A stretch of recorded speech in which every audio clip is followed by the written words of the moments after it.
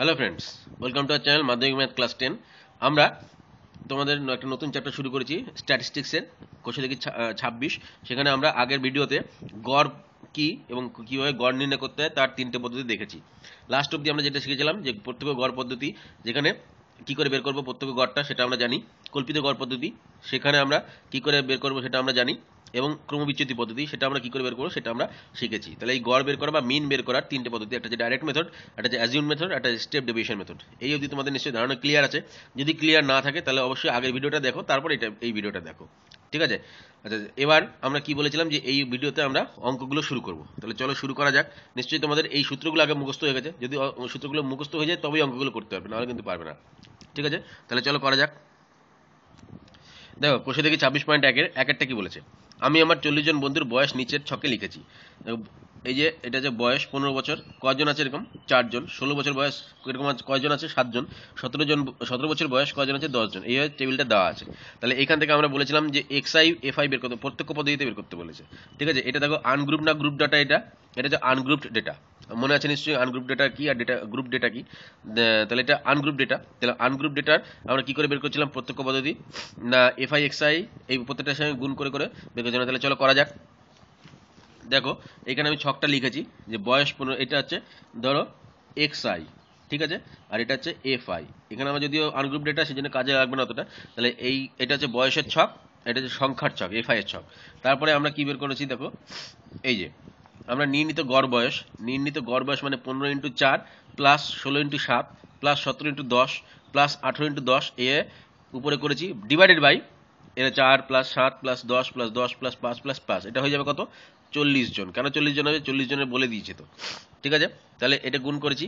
তাহলে এটা উপরে এই গুণ করে যোগ করে কত আসছে? 697 ডিভাইডেড বাই নিচে 40। তাহলে এটা করলে 17.43 বছর। এটা কি হবে? প্রায়, অর্থাৎ এটা আমার ভাগটা মিলবে না। তাহলে 17 এটা ভাগ করে তোমরা নিজেরা দেখবে। তাহলে 17.43 বছর আমার উত্তর আসবে। অর্থাৎ বন্ধুদের নির্ণীত গড় বয়স কত? 17.43 বছর। বুঝে গেল? এই প্রথমে অঙ্কটা। এবার দুইটা কি বলেছে, গ্রামের 50টি পরিবারের সদস্য সংখ্যার নিচের তালিকা দেওয়া হলো। আচ্ছা, পরিবারের সংখ্যা 6 জন, এরকম সদস্যের সংখ্যা কত আছে? এখানে এক্সআই এইটা, এফআই এটা, কিন্তু ঠিক আছে? কোনটা এক্সআই কোনটা এফআই বুঝতে হবে, যে সদস্য সংখ্যা মানে এটা কোনটা চলরাশি বুঝতে হবে, কোনটা এইটা চলরাশি। তাহলে ওই জন্য এটা এক্সআই, সদস্য সংখ্যা এফআই এইটা, ঠিক আছে? তাহলে অবশ্যই দুটো ধরেই করা যায়, এটাকে ধরলে করা যাবে, এটা ধরলে করা যাবে, কোনো অসুবিধা নেই। তাহলে এটাকে কি করতে বলেছে? কল্পিত গড় পদ্ধতিতে গড় সদস্য বের করতে বলেছে। তাহলে আগেরটা বলেছিল প্রত্যক্ষ পদ্ধতিতে, এখানে বলেছে কল্পিত গড় পদ্ধতিতে, ঠিক আছে? তাহলে চলো করা যাক। দেখো আমি টেবিলটা লিখেছি সদস্য সংখ্যা আর পরিবারের সংখ্যা, ঠিক আছে? এইভাবে এটা আমাকে দিয়ে দিয়েছে যে তথ্যটা। এইবার আমি এখান থেকে টেবিলটা বানিয়েছি, ঠিক আছে? যে সদস্য সংখ্যা ধরলাম এক্সআই আর পরিবারের সংখ্যা দিলাম এফআই, ঠিক আছে? তাহলে সদস্য সংখ্যা দুই সদস্যের সংখ্যা কজন আছে? 6 জন। তাহলে এটা হলো এফআই আর এটা হচ্ছে এক্সআই। এইবার কল্পিত গড় বলেছে যেহেতু, তাহলে মানে একটা এ ধরতে হবে। সেই জন্য আমি এই মাঝখানের যেটা মোটামুটি এর মাঝখানে আসছে 5, 5কে এ ধরলাম। এবার কল্পিত গড়ে কি করতে হয়? ডেভিয়েশন বের করতে হয় বা বিচ্যুতি বের করতে হয়, মনে আছে আমাদের? তাহলে বিচ্যুতি বের করার সময় কি করে করতে হয়? এক্সআই মাইনাস এ করতে হবে। তাহলে এক্সআই মানে কত? এইটা, সরি, এক্স প্রথম ঘরে এক্সআই মানে 2, তাহলে 2 মাইনাস 5 করবো। তাহলে 2 মাইনাস 5 করলে -3 হলো। তারপরে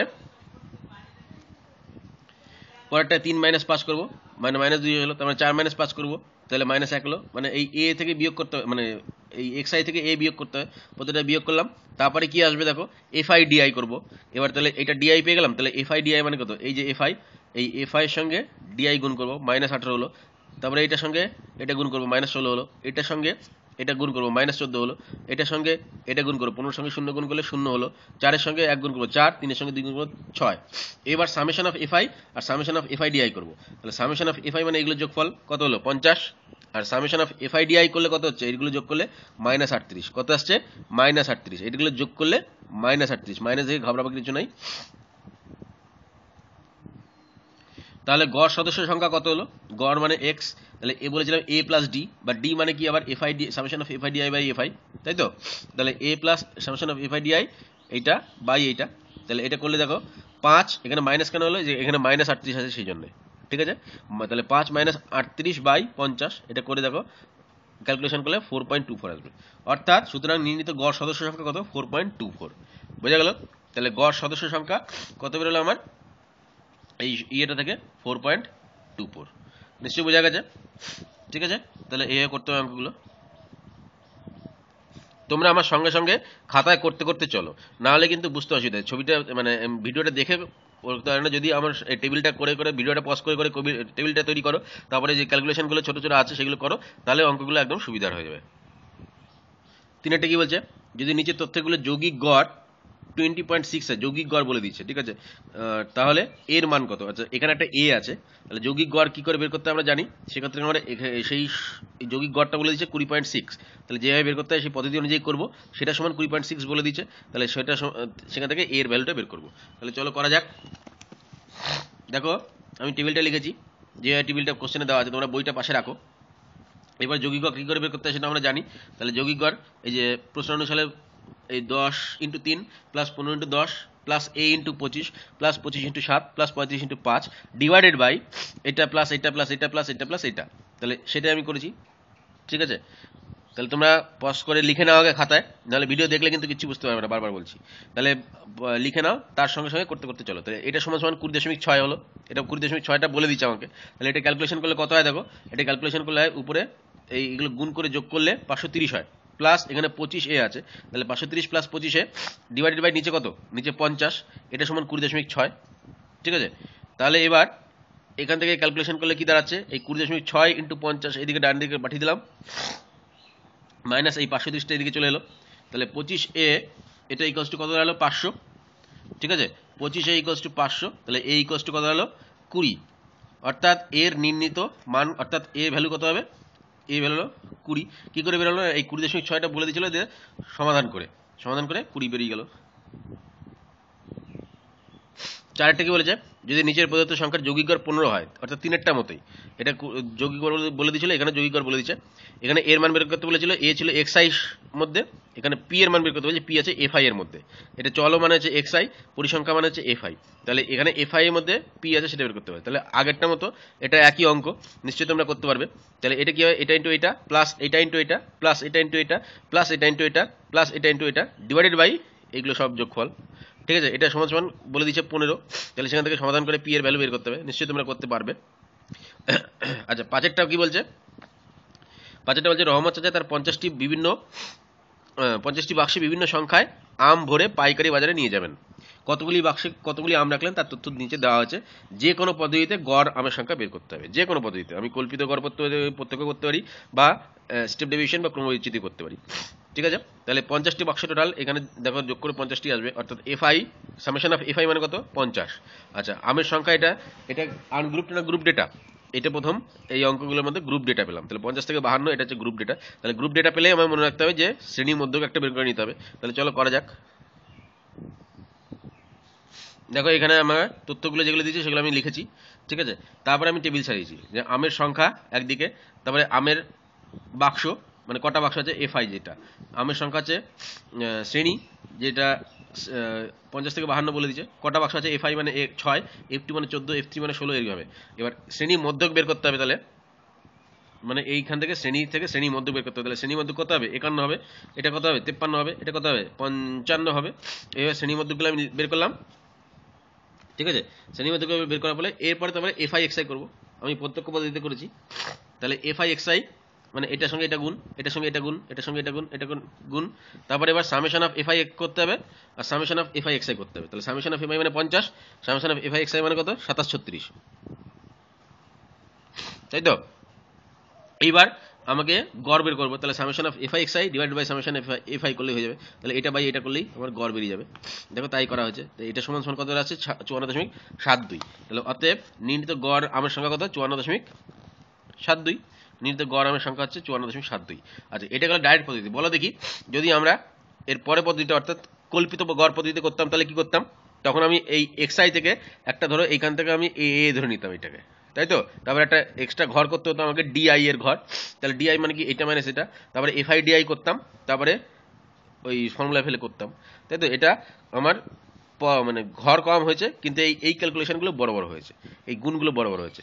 যদি আমি একটা ঘর বাড়াতাম তাহলে এই গুণগুলো ছোট হয়ে যেত, কিন্তু ঘরের একটা এক্সট্রা ক্যালকুলেশন করতে হতো, ব্যাপার সেই একই। ঠিক আছে, 6টায় 100 জন রোগীর বয়স নিচে দেওয়া হয়েছে। ঠিক আছে, যে কোনো পদ্ধতিতে করতে বলেছে, তাহলে আগেরটা মতোই, আগেরটা যেমন যে কোনো পদ্ধতিতে বলেছিল, এটা যে কোনো পদ্ধতি, তাহলে এটা তোমাদের হোমওয়ার্ক থাকলো, এটা তোমরা নিজেরাই করতে পারবে। যদি না পারো তাহলে আমাকে জানাবে, আমি করে দেবো।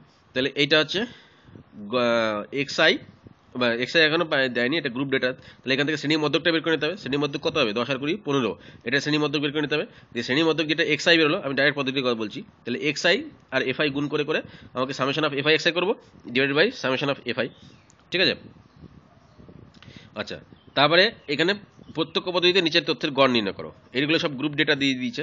ঠিক আছে, গ্রুপ ডেটা থেকে আমাকে তাহলে প্রত্যক্ষ পদ্ধতিতে করতে গেলে কি করতে হয় না, শ্রেণীর মধ্যক বের করতে হবে। তাহলে এটা 5 হবে, এটা 15 হবে, এটা 25 হবে। এই শ্রেণী মধ্যক বের করলাম, সেটা হলো এক্সআই, আর নিচে এগুলো এফআই। তাহলে এক্সআই এফআই প্লাস এটা করে সামেশন অফ এফআই এক্সআই করবো, divide by summation of FI.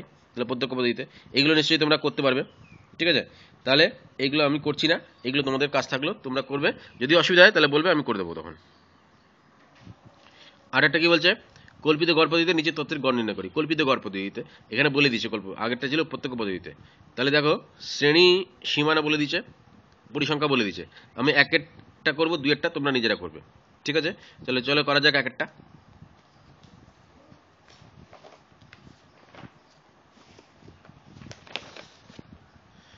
দেখো,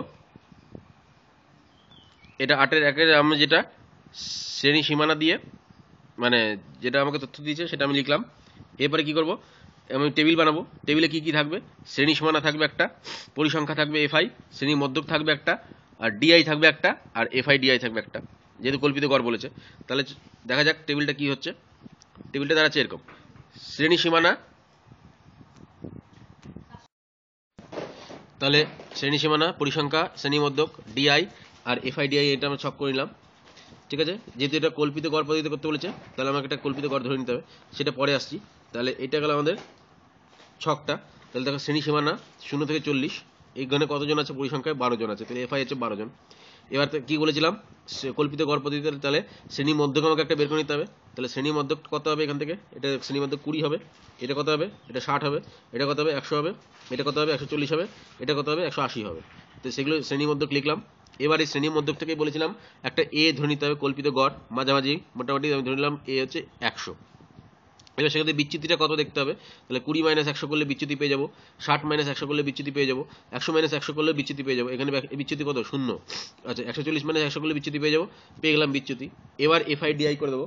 তাহলে এফআই ডিআই মানে এটার সঙ্গে এটা গুণ, এটা হলো এটার সঙ্গে এটা এফআই ডিআই, মানে এটা এটা গুণ হয়ে গেল, এটার সঙ্গে এটা গুণ হয়ে গেল।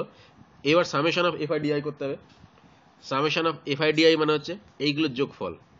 ঠিক আছে, এইগুলো সবগুলো যোগ করলে দেখো আসে কত? আর শুধু 80। ঠিক আছে, সামেশন অফ এফআইডিআই হয়ে গেল। তাহলে এইবার আমার গড় বের করতে হবে। তাহলে গড় কি বলেছিলাম কল্পিত গড় পদ্ধতিতে? A plus D. তাহলে এ প্লাস ডি মানে কি? রুট এই summation f i d i divided by summation f i. তাহলে এ প্লাস সামেশন এফআইডিআই মানে এটা হচ্ছে 80 বাই এফআই মানে 90। তাহলে এ প্লাস 80 বাই 90, মানে এ মানে কত? সরি, এ মানে হচ্ছে 100। তাহলে 100 প্লাস 80 বাই 90, এ মানে 100 ধরেছিলাম এখানে। তাহলে এটা কত দাঁড়ালো? এখানে আমরা, তোমাদের মনে হতে পারে যে 100 কেন আসছে, তুমি 140 ধরে করলে করতে পারতে, কোনো অসুবিধা ছিল না। কিন্তু আমরা ধরবো কি, আমরা মোটামুটি মাঝামাঝি একটা সংখ্যাকে ধরবো। আমি 20 ধরেও করতে পারতাম, কিন্তু আমি মোটামুটি মাঝামাঝি একটা সংখ্যাকে ধরবো। ঠিক আছে, বেশ। তাহলে এবার কেন মাঝামাঝি সংখ্যা দেখছি এটা, সরি,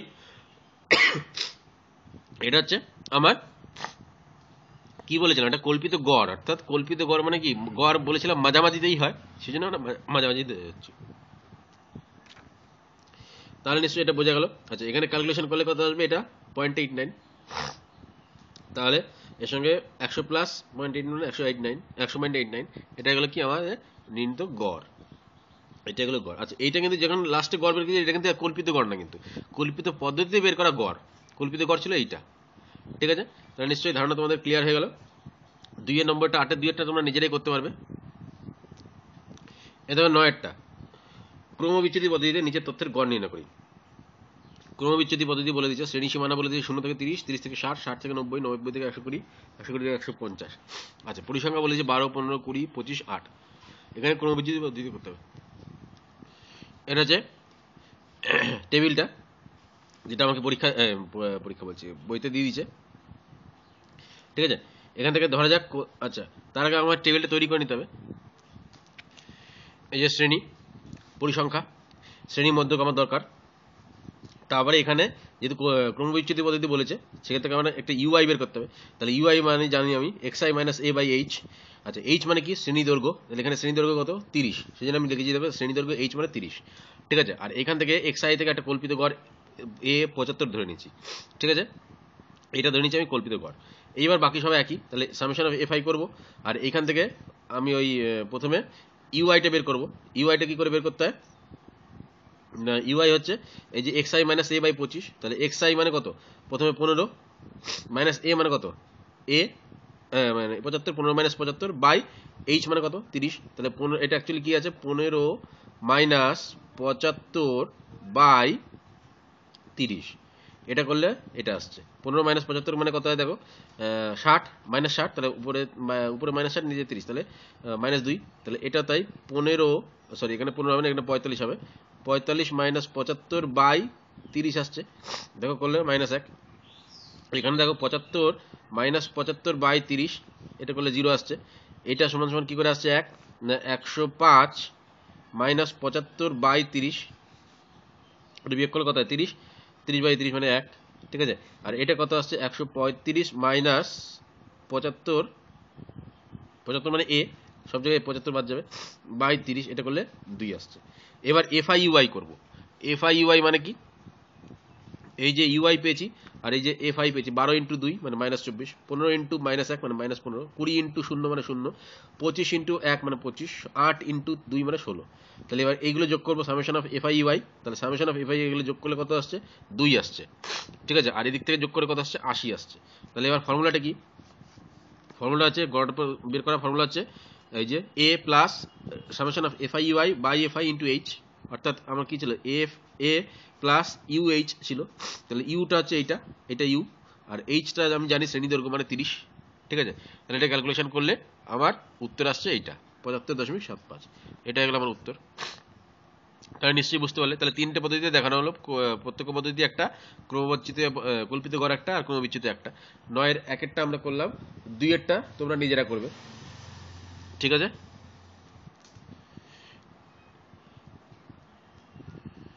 দশটা বলছে যদি নিচের পরিসংখ্যা বিভাজন তালিকার নম্বর যৌগিক গড় 24 হয় তবে পি এর মান নির্ণয় করে। এই ধরনের অঙ্ক এর আগে আবার একটা করেছি, এই যে 3-এর নম্বরের মতো। 3-এর নম্বরটা যেরকম ছিল, 4-এর নম্বরটা যেরকম ছিল, এটাও সেরকম আছে। তো 3-এরটা আমি করে দিচ্ছি, 4-এরটা তোমরা করবে, 10-এরটা আমি করে দিচ্ছি। তাহলে চলো করা যাক 10-এরটা। এই যে আমার টেবিল বলে দিচ্ছে, শ্রেণী সীমানা দিয়ে দিচ্ছে, শ্রেণী ছাত্র সংখ্যাও দিয়ে দিচ্ছে। তাহলে আমি সেখান থেকে একটা টেবিল বানাবো আগে। শ্রেণী সীমানা, ছাত্র সংখ্যা এফআই, শ্রেণী মধ্যক বের করতে হবে এখান থেকে মুখোমুখি আমি বলতে পারবো মধ্যক হবে 5, এখান থেকে মধ্যক হবে কত? 15, এখানকার 25, এখানকার 35, তাই তো? এভাবে আমরা মধ্যকগুলো বের করবো। আর শ্রেণী এই যে পরিসংখ্যা যে লেখা আছে লিখে দেবো। তারপরে এফআই এক্সআই বের করবো, মানে এটা ইন্টু এটা, এটা ইন্টু এটা, এটা ইন্টু এটা, এটা ইন্টু এটা করবো। ঠিক আছে, করে সামেশন অফ এফআই এক্সআই করবো, মানে এইগুলো যোগ করবো। এগুলো যোগ করে দেখো কত হচ্ছে। এইগুলো 75, 300, 875 আর 450 যোগ করলে 1700, প্লাস এটা 35 পি থেকে গেল, একটা 35 পি। আর এখান থেকে যোগ করলে কত হচ্ছে দেখো, 15, 20, 35, 10, এটা যোগ করলে 80 হচ্ছে, প্লাস একটা পি থেকে গেছে। তাহলে আমি কি জানি যৌগিক গড় কি?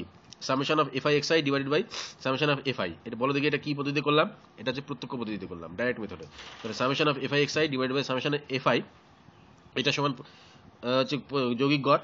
তাহলে এটা দাঁড়ালো 1700 plus 35 P divided by 80 plus P.